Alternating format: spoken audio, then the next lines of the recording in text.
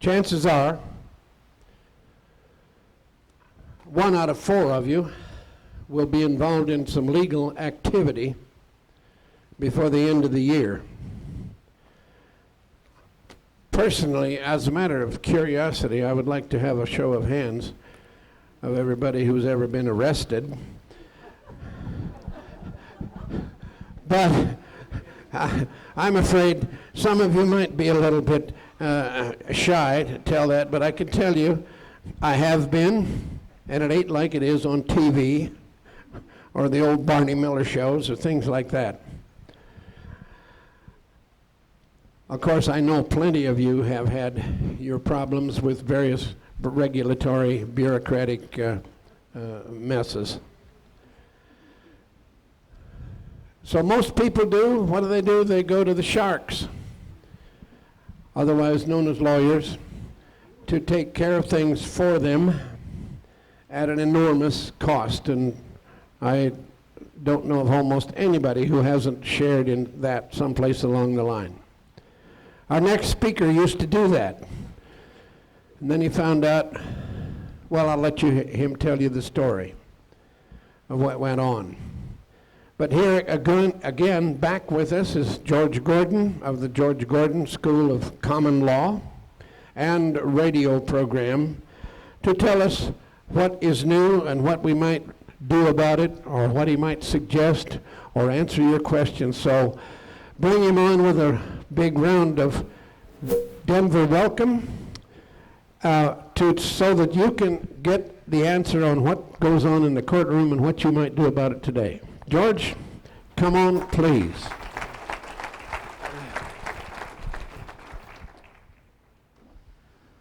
Well, thank you, one and all, and thank you, Dean. You've heard a lot said about Social Security over the last 2 years. George Bush and Al Gore, during the campaign,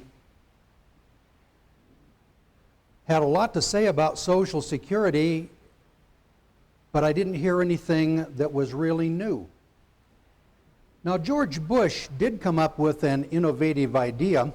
He said he would let you have 2% of what you pay into Social Security to invest any way that you wanted to. So I sat down with a pen and paper to figure out how much that would be for me. It was $156 a year. Now, what would I invest $156 in? I thought the most intelligent thing would be lottery tickets, because it would be the best shot that I'd have at accumulating any wealth. Al Gore said, we don't want to change Social Security because if we did that, it would deprive all of you people of what you have worked for so hard all of your lives. So again, I sat down with a pen and paper to find out, well, what was it that I worked so hard for all of my lives, or all of my life, and what was it that he wanted to protect? Well, I started paying Social Security back in 1950. The maximum amount that we paid in those days was $81 a year. Can anybody remember that? $81 a year.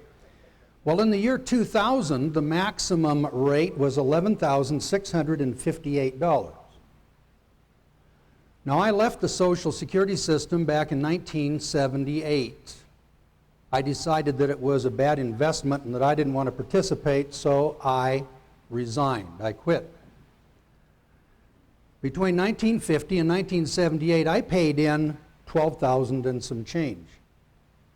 Had I stayed in the system from 1978 through the year 2000, I would have paid in a total of $153,000. Then again, I took a look at took my pen and paper, and I took a look at the amount that I would be entitled to in the year 2000, and the answer was $805 a month for the rest of my life. Well, $805 a month for the rest of my life totaled about $80,000.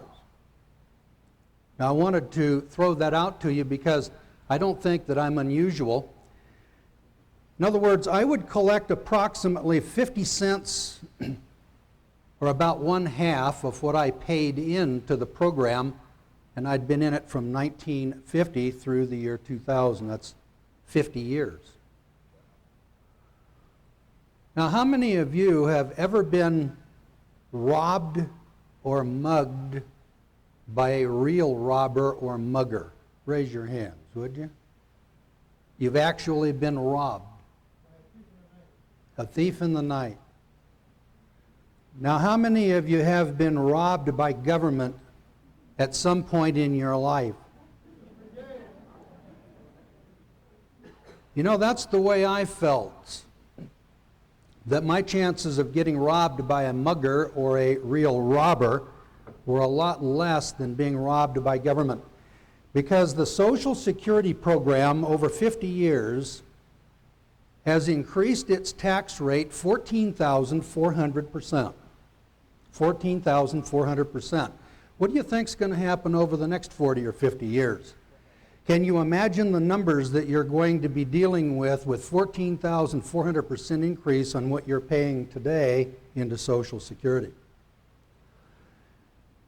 What would you have if you invested your money by yourselves? I mean, you people seem to be intelligent enough to create this wealth, but not intelligent enough to control it, invest it, and use it.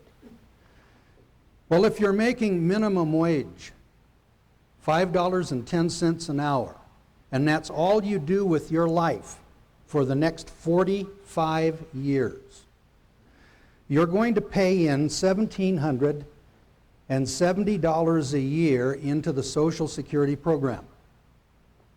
That totals about $70,000, round numbers. If you invested that $70,000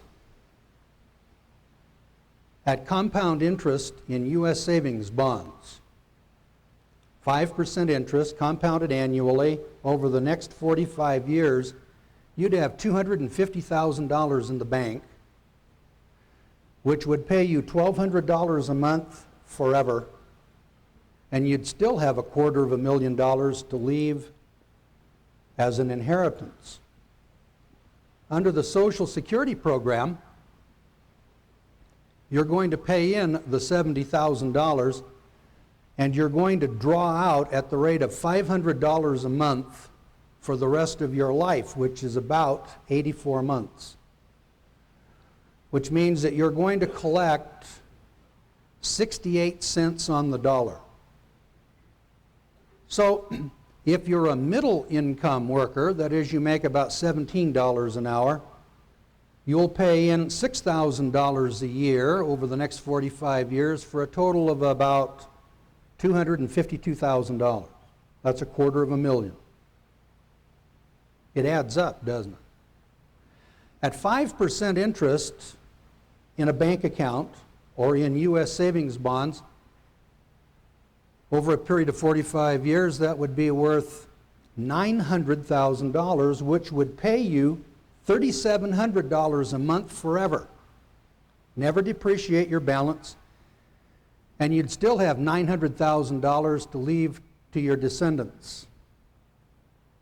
Now, if you're a high-income earner, that is, you make $76,400 a year or more, you're going to pay in $11,658 a year over the next 45 years. That's $525,000, just a little over $500,000 into Social Security. You'll be entitled to draw out $1,200 a month or $14,000 a year, approximately $100,000 over 84 months. That's your expected lifespan when you retire at age 65. You're going to pay $4 for every dollar that you get back. Do you really need a program like that? Are you really that inept or incompetent? You can earn it, you can create it, you can produce it, but you cannot manage it, and you certainly cannot enjoy it. But we're all going to pay the money in. It's really a question of how much are we going to get back out. Now, in the early days when Social Security was so popular under the Roosevelt, Truman, Eisenhower years, you'd pay in $1 and get 3 back. That was a good plan. Well, in 1940, when the first Social Security check went out, there were 80 people paying into the program for every one drawing out.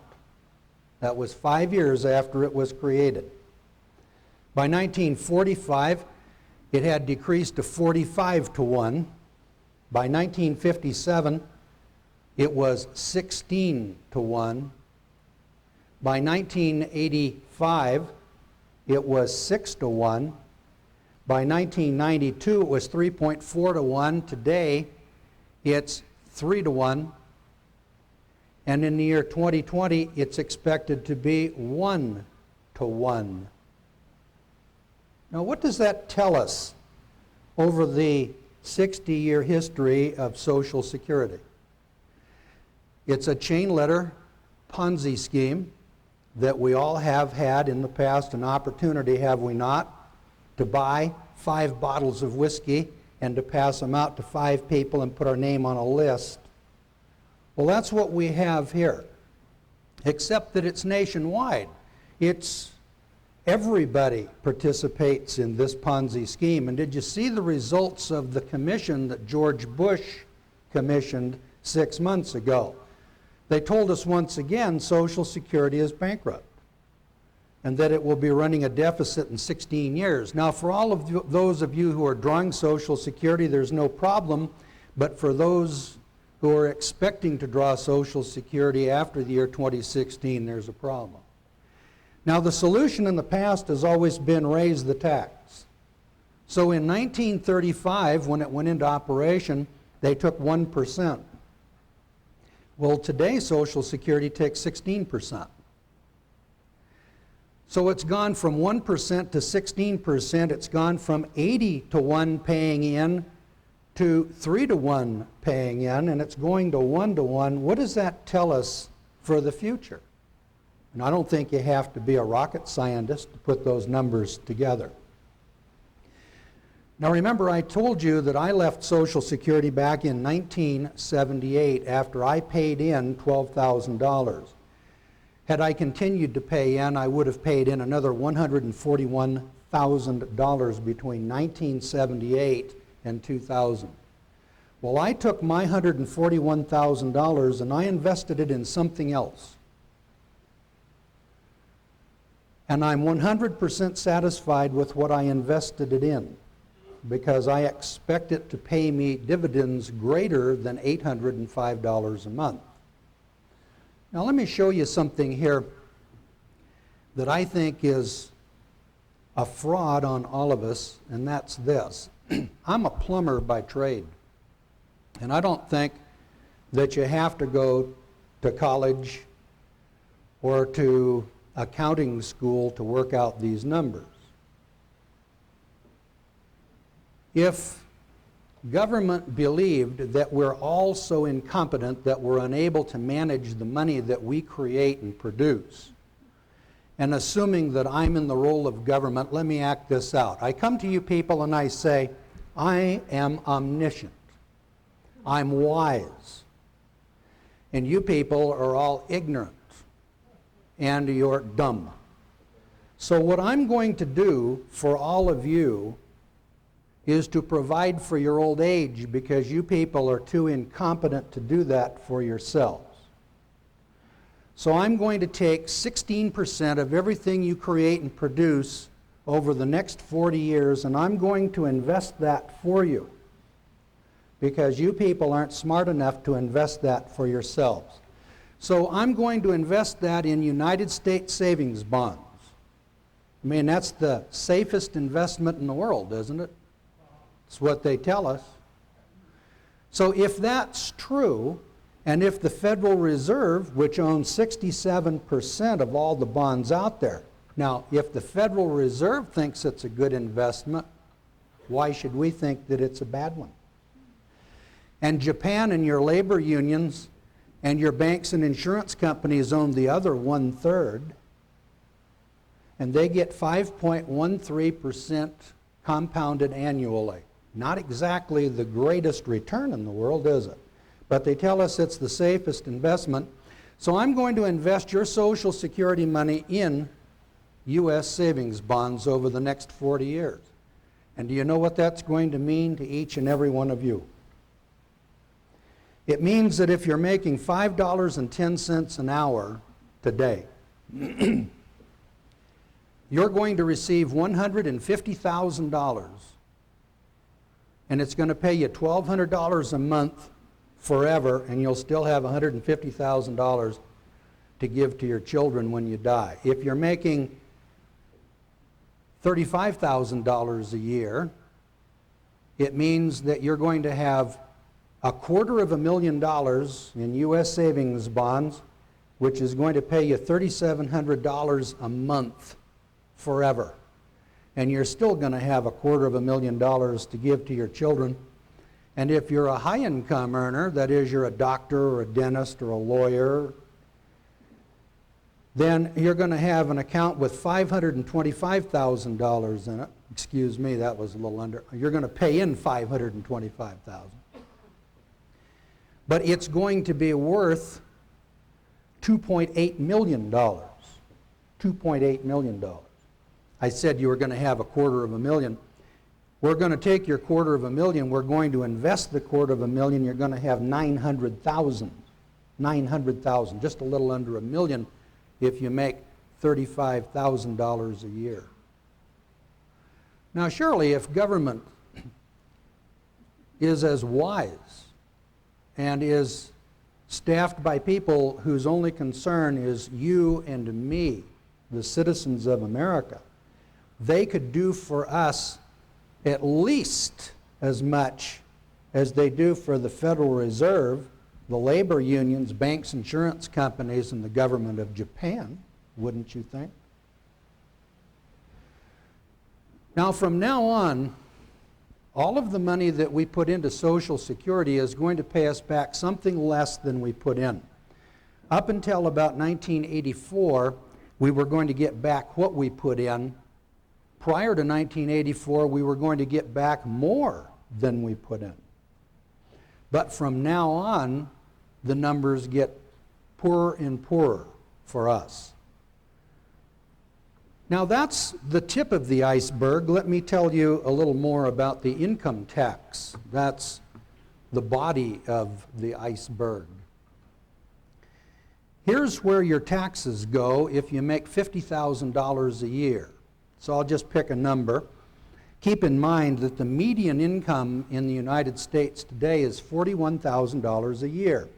Half of you make over $41,000 and half of you make under $41,000. It's what we call the median average. If you make $100,000 a year, you're in the top 5% of income earners. The top 5% make $100,000 a year or more. Now keep in mind that King George in 1776 taxed us as feudal serfs no more than 25%. And our founding fathers said that's an extravagant rate and we won't sit still for it. 25% was the maximum tax rate for your great-great-great-great-granddaddy who was a feudal serf. Now today, we pay 14 taxes. 14. It's not just Social Security, and it's not just the income tax. That's the two biggies. But there are 12 more. Here's what they are. Number one is Social Security. Then there's the federal income tax, the state income tax, and the city income tax. So there are 4 income taxes to pay.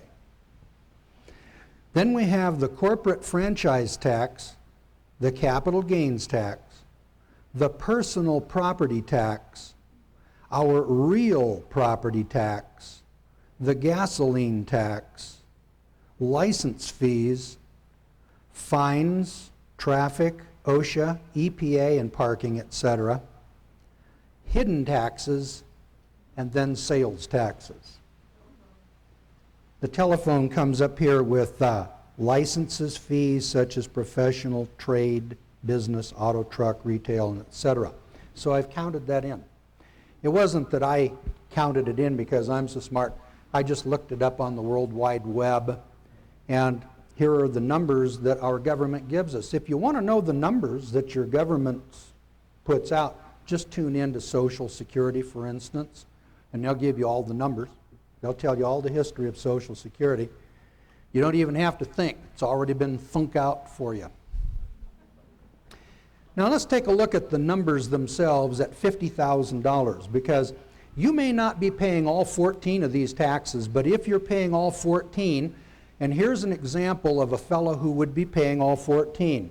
It's a person who owns his own home and who is a salesman, such as a real estate salesman, or you could be a used car salesman or something on that order. You could be a general contractor or a plumbing contractor. Or you could be engaged in some profession, like you might be a dentist or a lawyer, doctor, or something like that. You'd be in line then to pay all 14 of these taxes. All right, Social Security at $50,000 a year takes $7,650. It's just automatic. It just comes out at the rate of 16.1%. Now I know somebody's going to say, yeah, but the payroll tax on my paycheck is only 7.63%. And the employer has to pay 9.43%. Well, I'm an old-timey employer. Let me assure you, ladies and gentlemen, I never paid a dime on any employee that ever worked for me, and I don't believe that there's any businessman in America, including General Motors, Ford, and IBM, that's paying a nickel of your payroll taxes. What we do in business is we simply price it in to the cost of goods sold. It's like the rent you're paying in this motel or this hotel here today. When you pay the hotel, can you remember 1950? What did it cost to rent a room in a good hotel in 1950? It was $5 a day. And today, you're paying about $70 here.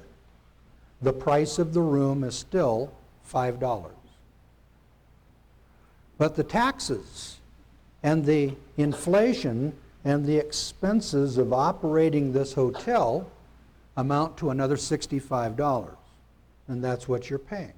It's called hidden taxes. Now there's 257 of those hidden taxes. Those hidden taxes consume 16% of everything that you create and produce. When you buy a gallon of gas, did you see the price was $1.33? Well, that's a little bit misleading because the price of the gas is really only 93 cents. 40 cents of it is gasoline taxes. So government taxes the gasoline, and the net result to you is this. If your car gets 21 miles to the gallon, the gasoline tax amounts to a decrease in mileage of about 7 miles to the gallon. So you're getting 14 miles to the gallon instead of 21. That's the net effect of a 40-cent gas tax. That's all. Here's another factor that comes into play. You know, in 1792, our founding fathers created what was known as the Coinage Act of 1792. And they gave us gold and silver coin. We had that until 1933. Do you know what the inflation rate was between 1792 and 1932? 0. So what cost $1 in 1792 cost $1 in 1932. And then we made a radical change to the left, or a shift to the left under the Roosevelt administration. And today, the depreciation of your dollar from 1932 to 2000 is 96.5%. So what it cost in 1932, let's say, was 70 cents. Today costs $20. So it takes a $20 bill today to pay for what 70 cents would pay for in 1932. Now, the corporate franchise tax is 1%, the capital gain tax is 1%, the personal property tax is 1%, your real property tax, if it's 1% on a $150,000 home, is 5%. Then your gasoline tax is 1%, your excise taxes, this is your telephone and your gas and your water and things like that, is 2%. License fees, such as your professional, trade, business, auto, truck, retail, and parking fees, are 1%. Your fines, your traffic, OSHA, EPA, parking, etc., are 1%.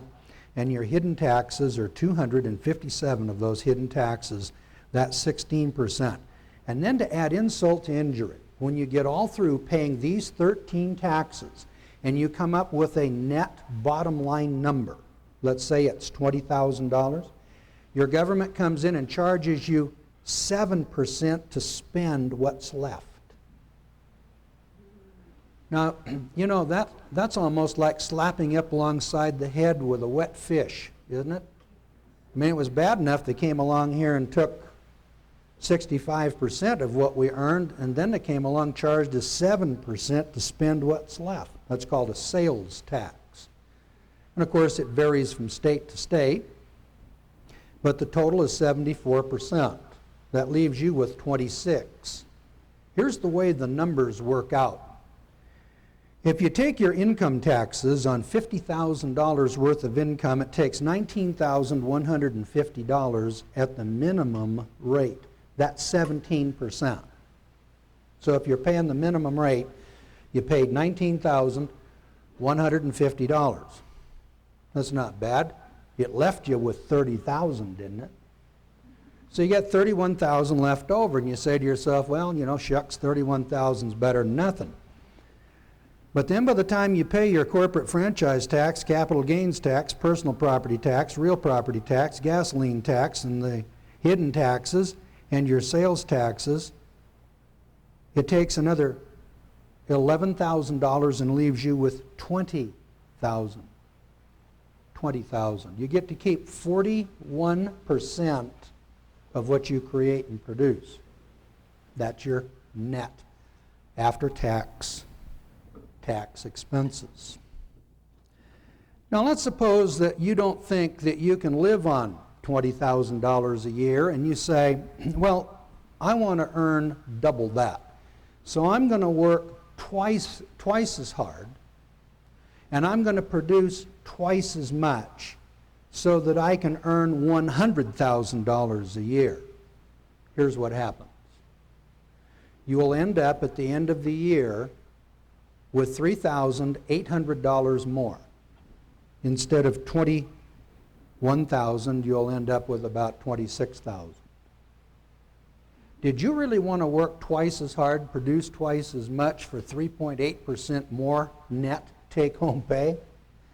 That's the way government programs it out for you. So if you do everything government tells you to do, follow all the rules, government takes 60% and leaves you with 40%. Listen to this. Let's suppose that you do make this $100,000.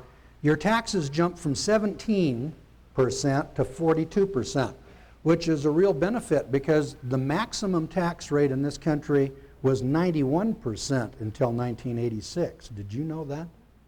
That's right, 91%.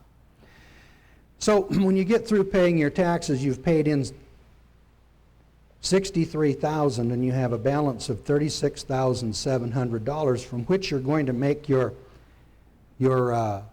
deductions of your corporate franchise taxes and so on down the line, which is going to leave you a total balance of $24,173.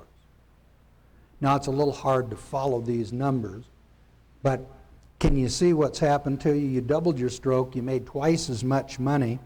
Instead of $20,699, you get to keep $24,173. Now that's $3,474 more than the $50,000 a year man for making twice as much money, working twice as hard, producing twice as much. You get 3.5% more than the $50,000 a year man. But there's another insult that comes on this, and I thought I'd share it with you before I start talking about, well, what are we going to do about this? And that is, let's suppose you're making $100,000 and you start paying your taxes. Let me show you a little trick here. If you're self-employed, the tax rate is just a little less than the 16%. It's 15.3. So you make $100,000 and you stack it up in a pile over here, and government comes along and takes 15.3% of $76,400. Because, see, they don't charge the full amount on Social Security earnings at $100,000. They stop at $76,400. So that means that you've paid in $12,300. Well, shouldn't we deduct $12,300 from $100,000, which brings us down to $88,700, and then pay our income tax on $88,700, right? Wrong. You got that wrong. No, you have to pay the $42,000 on the full $100,000. You can't deduct the nearly $12,000 in Social Security taxes. All right, so now the net effect of that is this. You have to pay $5,000 more in taxes because you can't deduct the $11,700. Can you all follow that? So what you're really doing is paying a tax on the tax. So the real net effect of a self-employment Social Security tax, which is 15.3%, is 21.8%. So it's 22% is what you're paying in Social Security if you're self-employed earning $100,000 a year. Boy, that ought to make you feel just real good, doesn't it? Isn't that just special? So your income tax then and Social Security, which I called the two biggies, and of course they take the greatest portion. You've probably heard that this thing called the income tax is voluntary, and it is. But there's a little trick to that word voluntary. Let me explain it this way. Do you remember joining the Army? You remember how voluntary that was? Well, I mean, unless you were drafted, of course. Do you remember you went in and you signed an enlistment contract and you joined the Army? Then some guy came along and he said, peel potatoes or open your footlocker, and you said you've got constitutional rights. And you got to have a Fourth Amendment warrant to search my footlocker, and you can't make me peel potatoes. Well, you see, joining the Army was voluntary. What went on after you volunteered was mandatory. You remember that? Well, the income tax works the same way, because the income tax is subject to the Social Security contract. And what happened was, in 1935, when the Social Security Act was codified in Title 42 of the U.S. Code, the income tax is a part of Social Security under 7203 of Title 26. So what's happened here is we join Social Security voluntarily. And then the net result of Social Security is the requirement that we file and pay an income tax. Now, isn't that just special? Now, because of these excessive charges, the amount of money that's being taken from us, many of us have decided we just ain't going to pay. Now, that's called tax protest. And that's not a bad program, because if you're a tax protester, your chances of getting caught aren't very good, because the federal government only prosecutes 1,800 cases a year out of 100 million taxpayers. Your chances of getting prosecuted aren't very good. But your chances of having civil penalties applied to you are a whole lot better. Now, when the federal income tax was launched back in 1913, the tax was levied on only the super wealthy, the richest 0.5% of the population, with a top tax rate of 7%. Today, of course, the fears of the early opponents of the tax have been more than fully realized. And by the end of Herbert Hoover's term, the top rate had jumped to 60%. And by the time Franklin Roosevelt was done, the top rate was over 90%. And the tax had been dramatically expanded to seize the incomes of the middle class for the first time. In 1913, the average family had to work until January 30th before earning enough to satisfy the tax man at all levels. This year, the average American family will work until May 12th in order to earn enough to pay their federal, state, and local tax bills. Now, it isn't over till it's over. Here are some numbers in case you've wondered, how much tax do you think you pay for an airline ticket, or a six-pack of beer, or a case of Pepsi-Cola? Have you ever wondered what the taxes on those items are? Well, for example, if you buy a $10 pizza in order to celebrate being done with the IRS for another year, the tax man will be right there to grab 2 slices. Because on top of paying the sales tax, you'll also be picking up a major chunk of what the government charges the pizza shop owner for his local property taxes, unemployment insurance taxes, federal payroll taxes, federal, state, and local income taxes, workers' compensation taxes, and altogether, according to a study by the Americans for Tax Reform, that's $3.80 on a $10 pizza. That's nearly 40%. Now, if you pick up a 6-pack of Bud to go with the pizza, that's another 43 cents on every beer dollar that goes straight to the tax man for excise taxes, income taxes, property taxes, etc. And for something stronger, let's say you want to drink Jack Daniels, well, the tax man's share is $7.20 on that $10 bill. That's 75% tax. If you want to go lighter and just drink Pepsi-Cola, then the tax is only 35%, or about half what it is for Jack Daniels. And if you're flying in the next day or two, the tax man is up early waiting at the airport. He pockets $40 out of every $100 that you pay on your ticket. And if you flip on the light switch, the tax man takes 26% or $26 out of every $100 bill on your power bill. At each and every stop, whether the items be large or small, the greedy hand of government has its sticky fingers in every pocket. With bread, a recent study by Price Waterhouse shows that there are 30 different taxes imposed on the production and sale of a loaf of bread, which is 27% of the average retail price. When you buy new tires, it's 36% that goes to the tax man. On the price of a new car, an Americans for Tax Reform study shows that the total taxes reach 45% of the showroom sticker price. Now, I can remember my dad buying a 1955 Chevrolet automobile for $2,500 cash in 1955. Now those cars cost $20,000, and half the price of it, well, 45%, half the price, $10,000, is in taxes. Think of that.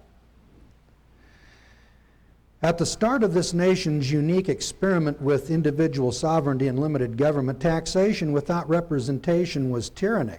It was the watchword of the American Revolution. For our founding fathers, a level of taxation of only a few cents on the dollar siphoned off to a faraway and arrogant bureaucracy was enough to ignite a revolution. It was enough to grab the trusty musket off the wall. Today, in contrast, if we dare to startle the more panicky among us by buying a good rabbit gun, the government's share at the cash register to check out our papers and to register our guns is $46 out of every $100 bill. Now, I told you the story of the $50,000 and the $100,000 man, and I gave you the figures here on what it's costing you to prepare for your old age through Social Security. Well, Social Security is going to pay you $800 a month, or about $70,000 if you're single. Now, if you're married, you get a little more. Now, you'd think, ladies, that if your husband's going to get $805, that you ladies ought to get $805, but you don't. No, there's a glass ceiling there. You see, if you're married, you have to pay the marriage penalty tax. You only get $1,350. But if you divorce that clout, you'd get the full $805. Then you'd have $1,610 if you just lived together in sin.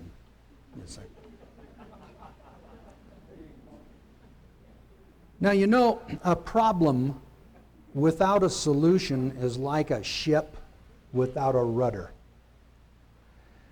And for years and years, we've listened to people tell us all these problems, and nary a one of them has a solution to the problem. What are we going to do about it? Is there a viable solution? Now, is court the answer? Well, if you want to litigate with government, your chances of winning are 6%. In a criminal case, we win 6 and the government wins 94. Now, think about this for a minute and let me explain to you why it is that government wins so much. Have you ever taken a look at the complaint when government gives you a complaint? It says the state of Colorado versus Joe Sixpack. Did you notice that? So it's the corporation of Colorado that's complaining about your behavior, isn't it? And so the corporation of Colorado takes you into the corporation of Colorado's court downtown Denver, don't they? So you go into the courtroom and there's a fella in there dressed in strange garb. He wears a dress. And he also works for the state. So the question arises, who pays the judge's salary every Friday? Well, gosh, isn't it the plaintiff, the state of Colorado? Then there's another guy sitting in the courtroom, he's called the prosecutor. Who's paying his salary every Friday? Isn't it the plaintiff, the state of Colorado? And then, if it's a tax case, you've got the state's tax collector in there complaining about your behavior. And he's also getting paid by the state of Colorado. And then the judge has the audacity to peer down at you from his lofty position and say, you may not understand these proceedings because we speak in Latin in obfuscated terms that you probably have never heard and never want to hear again. So just in case you don't understand what we're doing here, we will appoint an attorney to represent you at no cost to you whatsoever. And who's paying for this public defender? Isn't it the plaintiff, the state of Colorado? And then the judge says, in case you're not able or you don't qualify for the public defender, you could hire your own attorney. F. Lee Bailey, Jerry Spence, anybody you desire. But who licenses these lawyers to come in here and represent you? Isn't it the state? Now let's run over this. It's the state who brings you into the state's court before the state's judge to be prosecuted by the state's prosecutor, to be testified against by the state's witnesses, and to be defended by the state's public defender. It shouldn't be a wonder that the state wins 94% of the time. The wonder is that we win 6. There isn't any reason in that circumstance to win at all, is there? What if I said to you, I have a complaint against you and I want to try you in the Gordon Court of Justice. And we'll do this in my hotel room. We'll name my wife as the judge, my daughter as the prosecutor, and I'll bring in a couple of my other children to act as your defenders. Would you call that a fair trial? So, I don't think court is really the answer for the average Joe Six-Pack or Sally Housewife. Although, when you are trained as a good, competent pro se litigant, did you know that the odds change in our favor? Now, I've done 61 cases over the last 21 years, and I've won 54, lost 7. I got 1 in litigation now. That's not bad. That's 86%. Yeah, it's true. A good, competent pro se litigant can win about 86% of the time. Not quite the 94% that the government wins, but we're getting up there. And losing 14% of the time, we can mitigate by staying out of court 14% of the time. You ever stop and think about, am I going to win this case or am I going to lose this case? Is there a way to tell? Well, there is. Yeah, there is. And it's called research. Because there's not very much that goes on in litigation that somebody else before you has already tested. For instance, when we talk about income tax, did you know that between 1964 and 1985, in that 21-year period, the U.S. Supreme Court and the 10 Circuit Courts of Appeal listened to 100 cases a year? That was over 2,000 cases. 2,000 different people came into federal court and argued 2,000 different issues. They talked about things like the Fifth Amendment return and the Uniform Commercial Code and I'm not a taxpayer and 1,997 more just like it. When it was all said and done, when all of the smoke cleared and the dust settled, the U.S. Supreme Court came back and said there's 3 defenses to a tax charge. So when you get charged with a tax charge, you get 3 defenses. Here's what they are. The first is called the Murdoch Reliance Defense. It was decided back in 1932. I went to my tax accountant. He told me I didn't need to file. And I didn't file. And that's called an affirmative defense. It won't help you with the tax dollars that you owe, but it'll keep you out of jail. Second one was decided in 1979, fairly recently.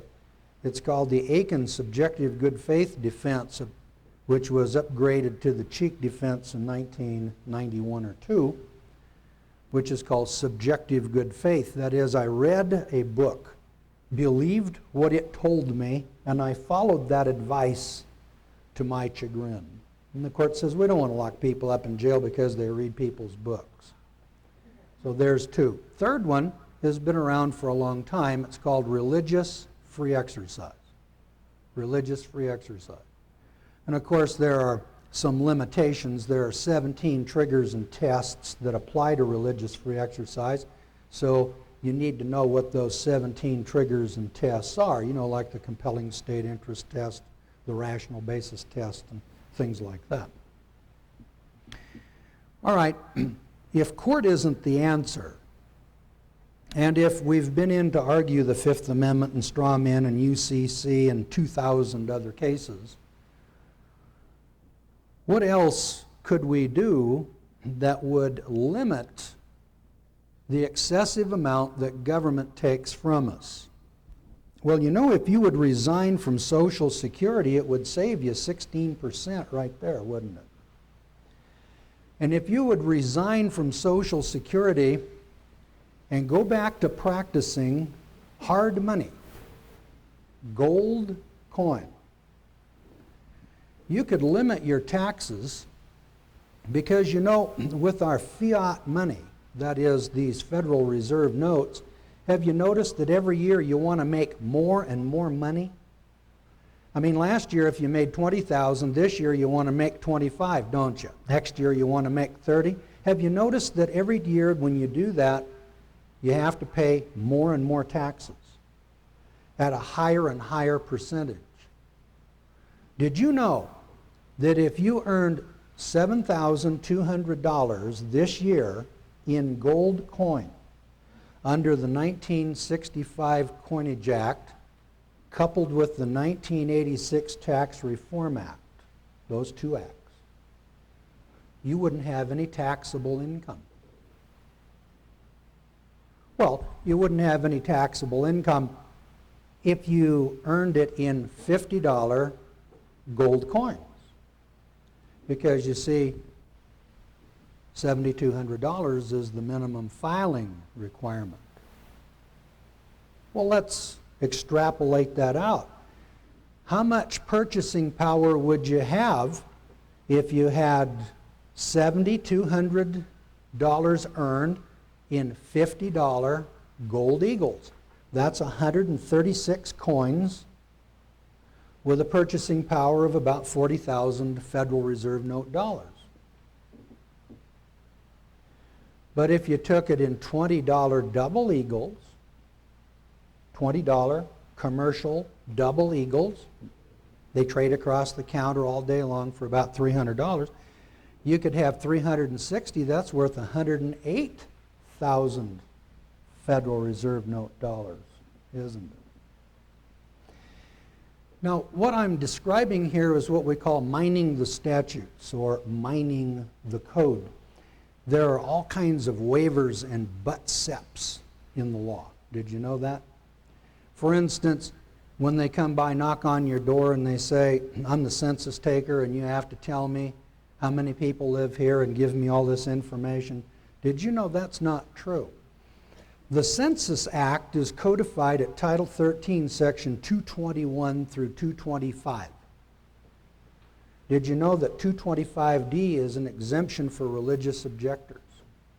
Yeah, that's right. Congress knew that there were religious objectors clear back in 1954, so they wrote an exemption in the law.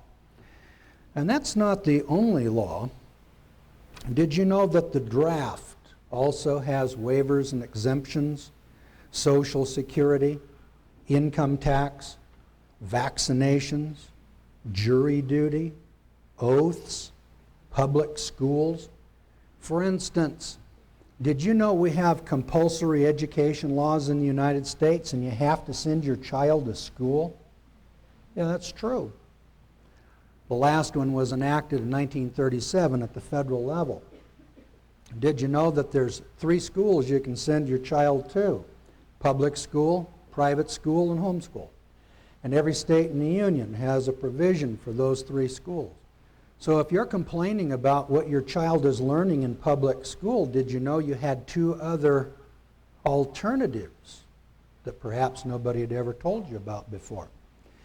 In fact, maybe some public officials said, no, you can't do that. Well, have you ever thought about listening more to the judges and less to the public bureaucrats? Because I had a school nurse tell me one time that I had to have my child inoculated before the child could go to public school. And I said, okay, but I don't want to have any inoculations. And she said, well, your child can't go to school without inoculations. I said, well, that's okay too, because I really don't want to send him to public school. And she says, well, you got to send him to school because it's the law. I said, let me see if I understand this. I got to send my kid to school because it's the law. I can't send my kid to school unless he's been vaccinated. And if I object to the vaccinations, what's your alternative? She didn't know. She didn't know. Yeah, your child can go to public school with a waiver, spelled W-A-I-V-E-R. Every public school in America has a pad of them hidden away under the counter that they don't tell anybody about. But if you tell her that there's one there, go search it out, she can find it, and she can fill that out. Remember that you're a religious objector. That's the right term to use, religious objector. Did you know, for instance, that there are 9 categories of people who are prohibited from having firearms? 9 categories. All 9 categories of people prohibited from owning firearms can have antique firearms. You just can't have a gun made this side of 1898, but you can have a cap and ball musket or a pistol from 1865, and you know your great-great-granddaddy at Shiloh was just killing Yankees all over the place. Well, right? They still kill people today. So if you're a mental patient and you didn't think you could own a gun, well, there's an exemption in the law. Now tonight I'm going to have a workshop, and I'll tell you more about these 11 examples or exceptions in the law. And I'll show you how to use those exemptions and how to extricate yourself from Social Security, which is a voluntary program. So if you want to opt out, you can. I did. I'm happy with my decision. I'm not here to tell people that they ought to, because I don't know if you ought to or not, because I don't know what's good for you, because I'm not omniscient like government bureaucracy. But if you should decide that it's time for you to opt out, there's a remedy. So we'll see you tonight at the workshop. Thank you so much for attending, and we'll talk to you next time.